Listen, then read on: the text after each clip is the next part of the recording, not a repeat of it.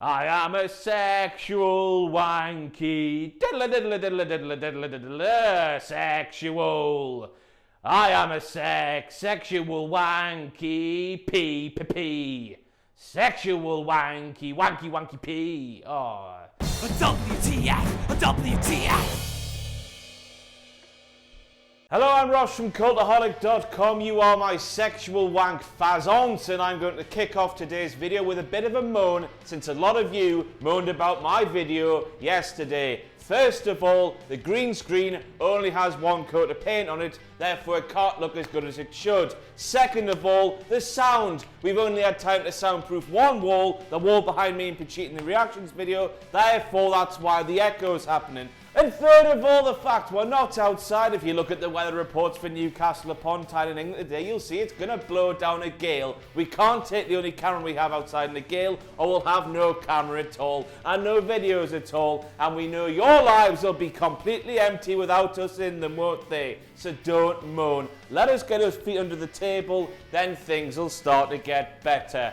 Let's get cracking with the Nakano. Here all the WTF moments from last night's WWE SmackDown Live. They're here, they're there, they're everywhere. Empty seats. Now I know empty seats is nothing new at a SmackDown Live show, but surely it has to be as unique as Eric Rowan's cotton cod piece. Yes, I've been told he wears one at a SmackDown Live, which is part of a Big 4 weekend. Obviously, like only Tories and oil tycoons can make it, all 4 shows upon one of these Big 4 weekenders, which take place in one city. So this isn't me having a go at Houston, but it's just funny to see when WWE almost have bidding wars for these cities, pitting one city against each other. Oh, we'll come to you. Oh no, we'll come to you. That when they pick somewhere, that place doesn't sell out, and just about the amount of people that will turn up to Kevin Dunn's funeral turn up to a SmackDown Live.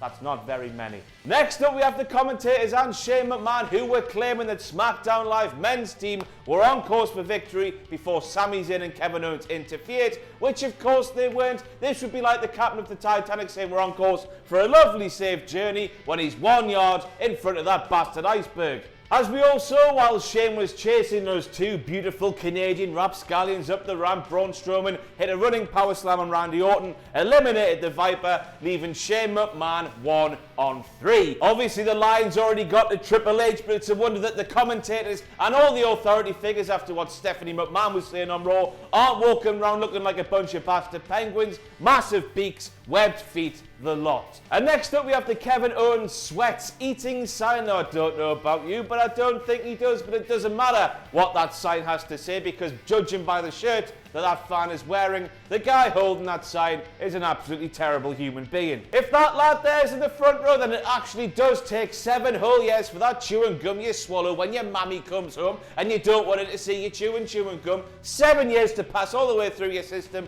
and out the other end. Neither of those statements are true. That fella there and his daddy issues are in the 3rd row at the very best, while the chewing gum you swallow just passes straight through you without any digestion, like Braun Strowman goes through some bloody nappies. I don't know about you, but hearing Shane McMahon, who paints himself to be the greatest wrestler on planet Earth today, even though he clearly isn't, and the fact he's a McMahon for that matter, hearing him call somebody else self-absorbed, crazy, a megalomaniac, is just a massive WTF moment when you consider he's nothing more than a sweaty clown. I don't know about you, but this is the most kettle pot black thing I've seen since I saw a kettle smoking some high grade with a black teapot. You know, some might say they were steaming, especially the teapot out the nozzle.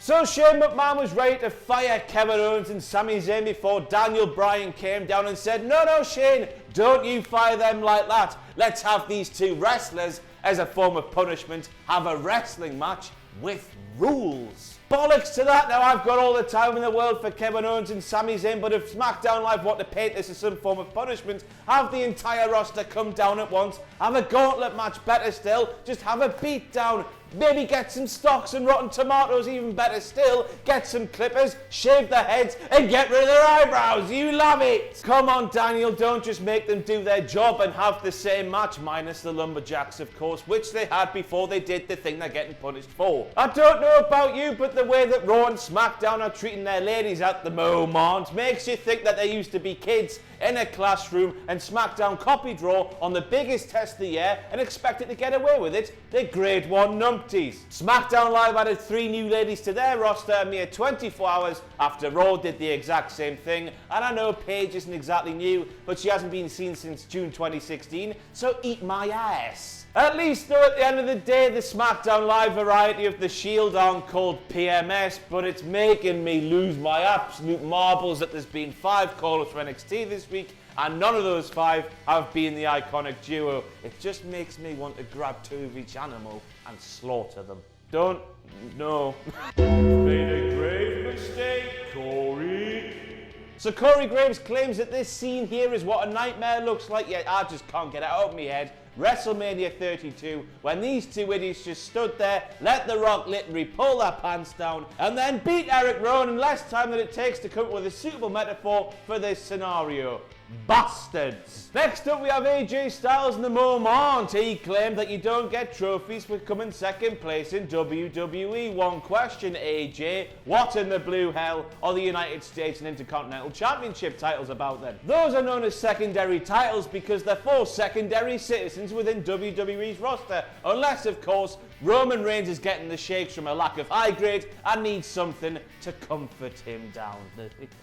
Calm down, Roman. Styles then claimed that he wasn't the one limping to the back after his match on Sunday with Brock Lesnar, going on as if it was something to brag about, that he was lying there on his back, deed. He was colder than Viscera's nipple after he died himself. Bloody hell, that's twice in a matter of days I've brought up Viscera's tatty bojangles. But hey ho! Now forgive me if I'm wrong, but I was off my lips on Tory Cider at the time, but if I remember correctly, AJ Styles remained on his back before the camera cut to an advert. Now I don't know about you, but if I was in a race, for example, I would rather be a limper than a never get a upper. Next up we move on to Jinder Mahal's painful promo. In the moment he claimed he was fighting or going to take the title back, whatever he said, for the 1.3 billion people of the great nation of India. Funny you should say that, mere weeks after the news broke that WWE have had to cancel 1 of 2 house shows in India because of poor ticket sales. Imagine the size of those battered arenas if Jinder's fighting for 1.3 billion people and WWE can't sell out 2 arenas.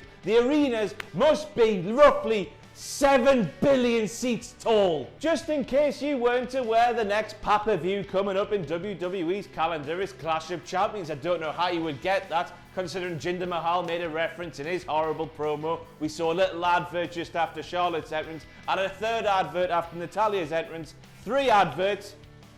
8 adverts, 3 adverts in less than 3 minutes. But of course this was because Tom Phillips face fornicated the crap out of another line on commentary when he talked about WrestleMania when the first Clash of Champions advert was on the air just after Charlotte's entrance. He's as dense as Lars Sullivan's head. Greg Hamilton ditching his little pause to allow the crowd to shout one fall after he says one fall is the single biggest heel turn in the history of our sport. What an absolute bastard that Ice Gem prick is.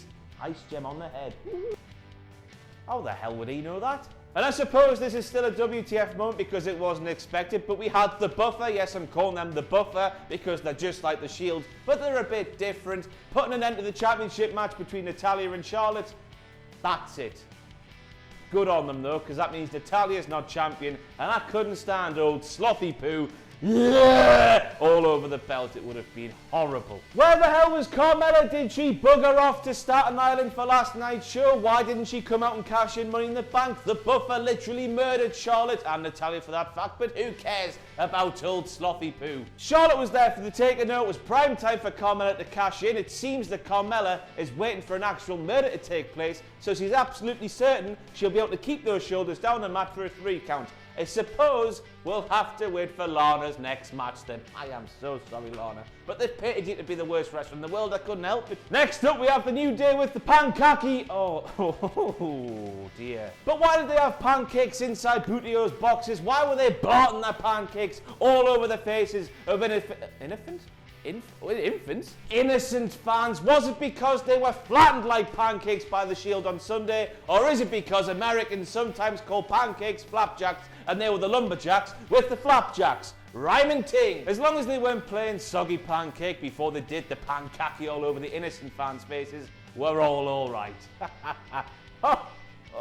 Kevin Owens has all the gold coming out of his ears, but Sami Zayn can speak 2 languages And that's impressive within WWE because